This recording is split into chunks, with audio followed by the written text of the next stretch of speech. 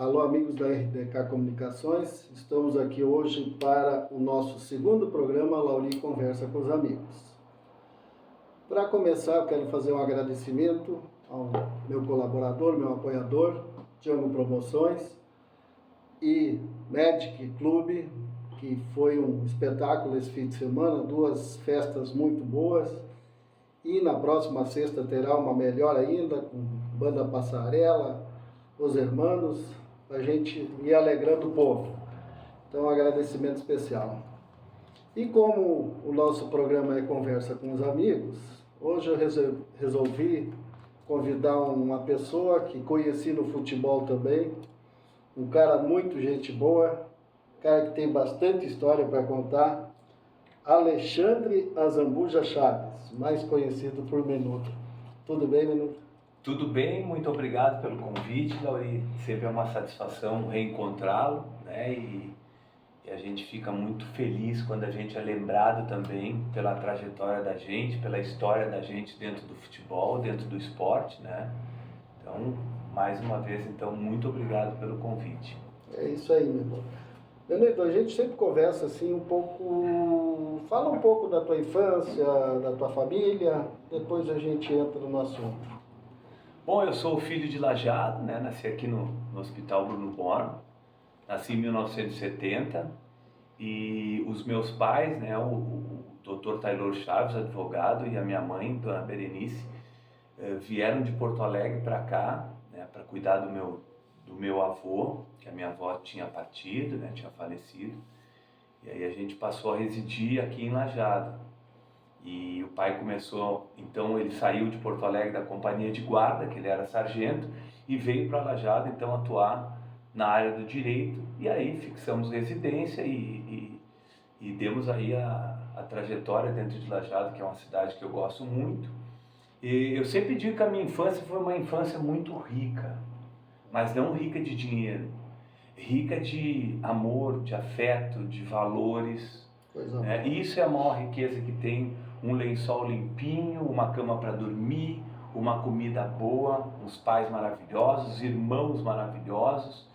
E então esse nosso desenvolvimento dentro da sociedade, né, tem muito a ver sim com a base que é a família. Então fico muito contente e feliz de sempre tocar no nome dos meus pais nessa minha vida, né? E hoje, com certeza, se eu pudesse trocar tudo que eu tenho para ter meus pais de volta, né? Os dois já são falecidos, eu faria de tudo para tê-los de volta. A minha infância foi muito legal, era uma infância com segurança, porque nós estudávamos de manhã e à tarde nós passávamos jogando futebol nos campinhos, né? Nos terrenos baldios, não tinha tantos imóveis ainda construídos em Lajeado nos anos 80, nos anos 70 e nos anos 80, né? Então era muito bacana, porque praticamente retornávamos para casa à noite, né? Pai e mãe não se preocupavam, só se preocupavam em dizer que ao anoitecer então teríamos que... E aí já começou toda essa paixão pelo esporte, pelo futebol, no colégio e nos campinhos que a gente jogava durante a tarde toda, né? Que praticamente tinha pouca escolinha, talvez na minha época... Provavelmente tinha a escolinha do Jura no Tiricaço e acho que era a única, né? Então a gente vivia nos campinhos explorando aí. Isso. E o teu pai também era envolvido, se não me fala não, era no Lajadense, né? Sim, foi conselheiro do Lajadense, né? Teve envolvido. Eu me lembro que na época que eu trabalhava ele era associado, colaborador, né? Muito envolvido, né? Temos um laço muito grande com principalmente o pai também, né? Depois, posteriormente, eu, né? Mas porque o irmão dele, o José Carlos Chaves, foi treinador do Lajadense, né? E aí a gente era sobrinho do Chaveco, né? As primeiras vezes que a gente adentrou, né, no vestiário, ver os aquecimentos que era dentro do vestiário, uma forma diferente, hoje é todo realizado no gramado. Sim. Então o pai se aproximou bastante também por causa do Chaveco, meu tio. Então, Menudo, conta pra gente como começou a tua vida no futebol, aonde e com que intuito, se tu já tinha aquela vontade de ser um jogador profissional, ou se tu começou por começar, como muitos começam e pega gosto da coisa, né? Conta pra gente. Lauri, a minha história é um pouquinho diferente, porque ela é uma história assim, é raro acontecer isso que aconteceu comigo.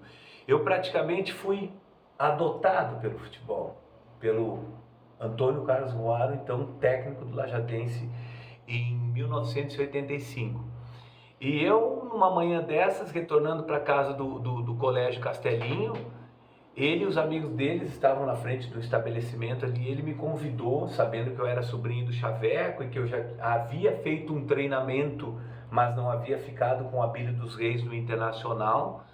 E ele acabou me convidando então para mim fazer parte do treino do profissional. Quer dizer, já pulei até as etapas, né, de juvenil. Eu tinha 15 anos. Que maravilha. E foi muito legal porque, além da direção, né, seu Hélio Giovanella, o seu Eliário Stetter, além da direção e a comissão técnica ter me acolhido e me abraçado, os jogadores praticamente foram os meus padrinhos e as pessoas que cuidaram do meu desenvolvimento dentro do futebol. Tanto que daí que saiu o apelido Menudo, né? Que na verdade, cabelinho comprido? Cabelinho comprido, e apelido pega quando a gente não gosta. E eu não gostava dos Menudos, da banda dos Menudos, porto-riquenho, se eu não me engano, eles são, né? E aí, mas na verdade eram 3 Menudos. Era o Tomazinho, o Nino Sbaraini e eu. Eram os menudinhos, mais novos do time, né? Sim. Daquele time de 85. E aí depois, com o tempo, quem me deu o apelido até foi o zagueiro Giba, que jogava Giba e Amaral na zaga. E o Giba que deu, então, o apelido definitivo Menudo, Menudinho, Menudo, Menudinho.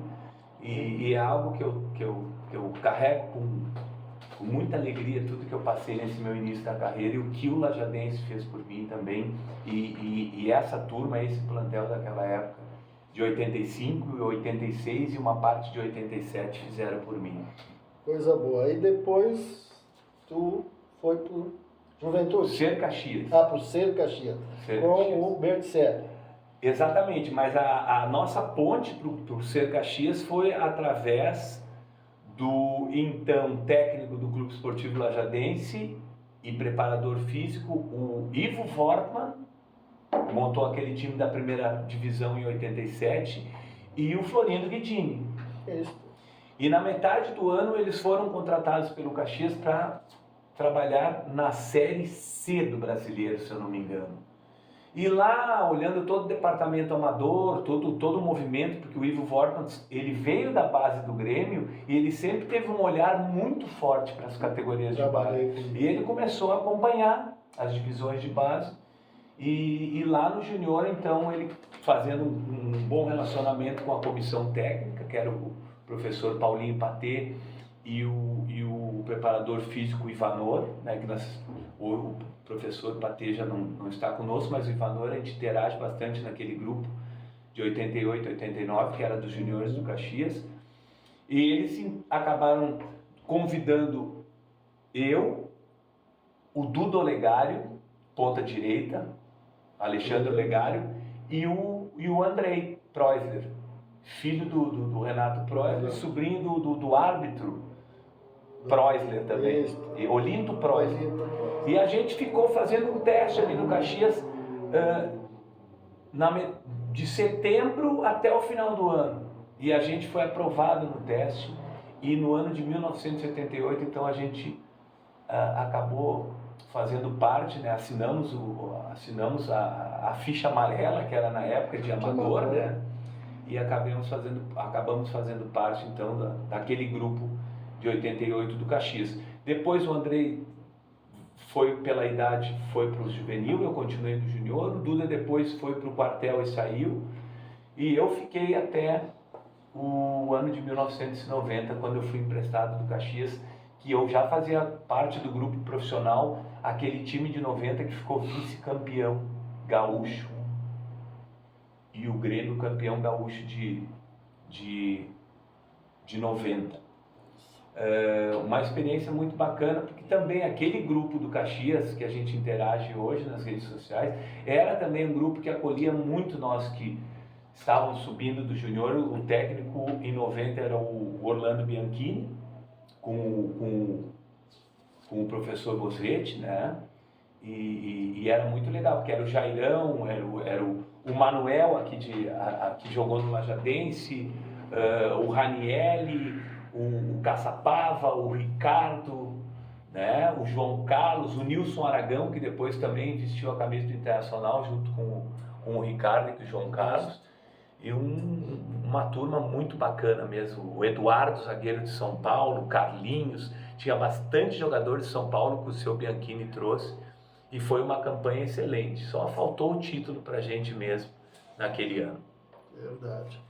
E depois do Caxias? Aí o meu primeiro time profissional que eu guardo muito no coração, que foi quando eu fui emprestado para o Guarani de Venâncio, aqui em 91, e também mais um ano excelente, né?